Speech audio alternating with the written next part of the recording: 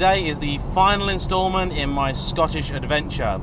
I told you I got something special lined up, and I hope you'll agree that this is indeed a very special car. This is a 1990 Alfa Romeo SZ. Now, first off, I'd like you to dart into the comments and tell me one thing. Take a look at these shots of the car. Do you think this is a pretty car or not? Now, personally, I think from the outside this is a gopingly ugly car, but there's no denying the fact that it is an incredibly striking thing. However, it is one of those cars that when you spend a little bit more time looking at it, you begin to appreciate certain things. Like, for instance, the fact that this car is incredibly short. You can see that the Alfa GTV drew a lot of inspiration from it. It's got the same sort of chopped tail look about it and sort of chiseled side profile, but this thing is really dramatic. This is a true concept car on the road. Now, only about 1,000 of these SZs were ever made. This one was actually imported from Japan a number of years ago by its current owner, Doug, who's very kindly letting me have a play with it today. You may notice that much like the Dodge Ram that I just drove, also owned by the same kindly gentleman, I'm on the left-hand side of the car. There were, as far as we know, no factory right-hand drive SZs, although one or possibly more may have since been converted to right-hand drive.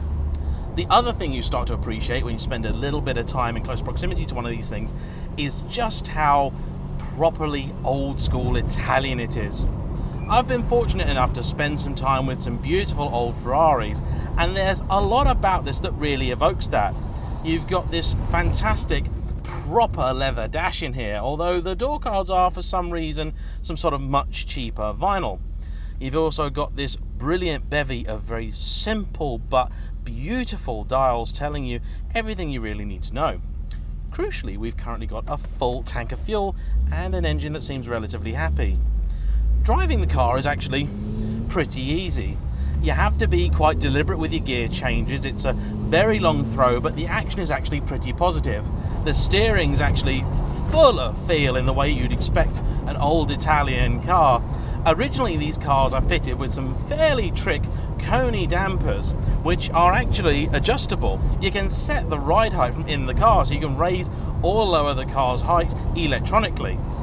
Unfortunately, one of the dampers in the car failed, and Coney can't be bothered to remanufacture them or refurbish them, at least not until there's quite a few customers for them. With so few of these being made and so many of them being in private collections, that could be some time off. And so, not wanting to simply look at this car, Doug decided to go for an Intrax custom-made suspension setup. As far as he's concerned, it drives pretty similarly to the old setup, although it's possibly a little harsher over bigger bumps. Now, it looks pretty good in terms of stance. However, you do have to be wary of the fact that the bodywork is awfully close to the ground. Mercifully, the overhangs in this car are very short, the rear in particular. There are no rear seats in the car, although from a quick glance it might look like there are. There's just two little bits for luggage with some beautiful straps on them. And that's pretty handy, because where you expect the boot to be, there is in fact just a spare wheel and a compressor for the Coney dampers. That's it. I mean, I thought the Alfa GTV was bad boot space. This thing is awful. Up front you have a 3-litre Alfa Romeo V6, that legendary power plant. It's here in a relatively low-powered guise, about 210 horsepower. That's still, I suppose, fairly fruity for the period, and that's connected to a 5-speed transaxle gearbox, also pretty trick. Compared to an Aston Martins Zagato, they are in fact a positive bargain, being available anywhere really between £50,000 and £100,000. The exhaust on this car is non-standard, having been modified by its previous Japanese owner, and it sounds delicious.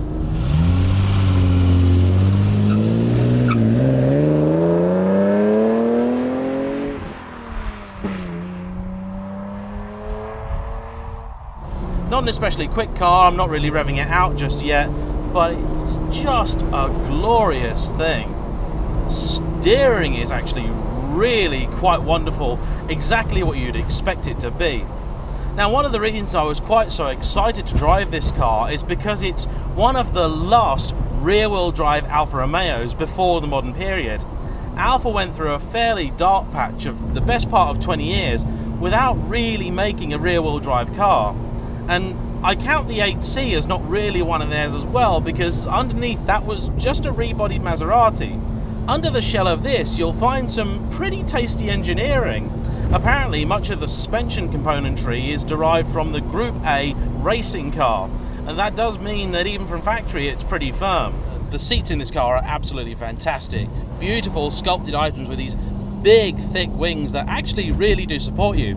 The body on the car is also quite interesting. It is all fiberglass. Now, it was designed by Zagato. They didn't construct the panels, but they did build and assemble the car. When I rig the cameras up to the car, I normally have a problem with fiberglass panels because they can sometimes be a little bit flimsy, but these are by far the sturdiest, most solid fiberglass panels I've ever encountered. The bonnet is properly heavy, and this car clearly didn't use fiber with any intention of saving weight.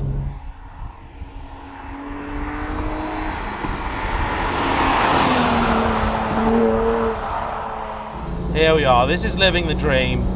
A glorious V6 Alfa Romeo and an open road.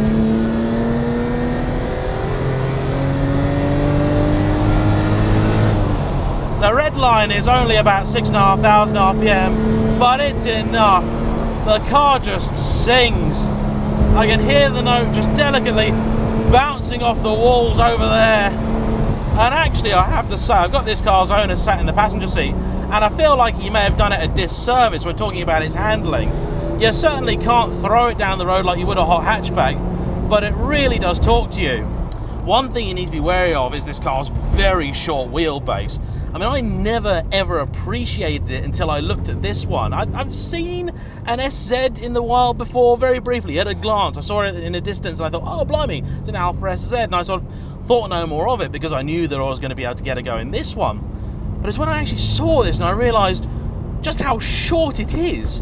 You got that big long bonnet at the front, you got these nice wide doors, the back wheels, that's the end of the car. That's it. Apparently the base was the Alfa 75 and they pretty much chopped out everything that they didn't really want.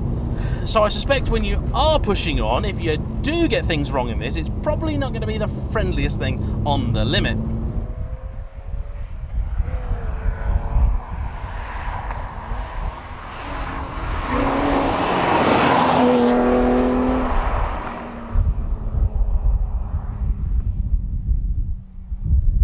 Quite funny driving this thing along, following a Fiat.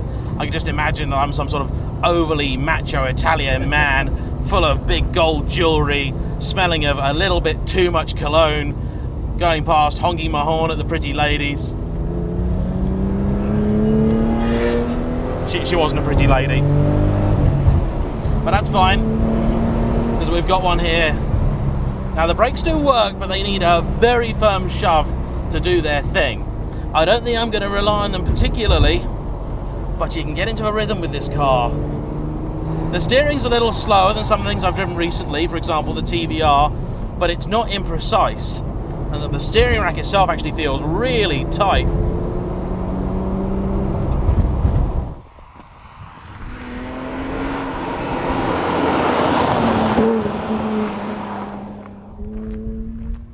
And yes, I suppose you could say that the engine really is not the best in terms of delivering power, but actually it's just so sonorous. I'm not that worried about it. I think if it had a lot more go in it, you'd probably realise that the chassis isn't the best in the world, but that's not a problem. This is another car, I think, that's going to go from my kind of, oh, what a weird, strange car pile into a, you know what, I got quite a bit of love for that. I still wouldn't own one simply because of the looks. I just can't bear it. But to drive, this is a real Alfa Romeo, and I'm very lucky to have the scenery in which to enjoy it.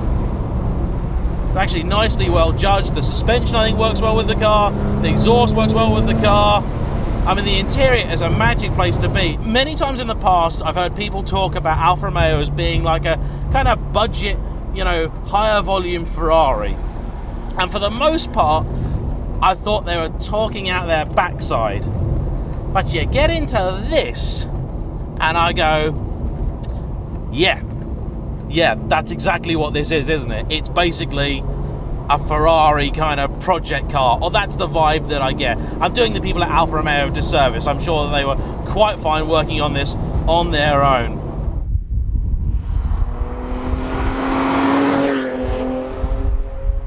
But this is, in my mind, a very fine way to end a very fine week up here in Scotland. I know it's been basically a month for you all at home, but I hope you enjoyed the selection. And if you've been watching and you live up here in Scotland, we've been filming somewhere near Glasgow, and you've got a car you'd like to see on the channel, do let me know. Drop me an email in the usual place. Thank you so much for watching. Please like, comment below, subscribe if you haven't already. I'm just going to enjoy this thing for a bit. Bye bye.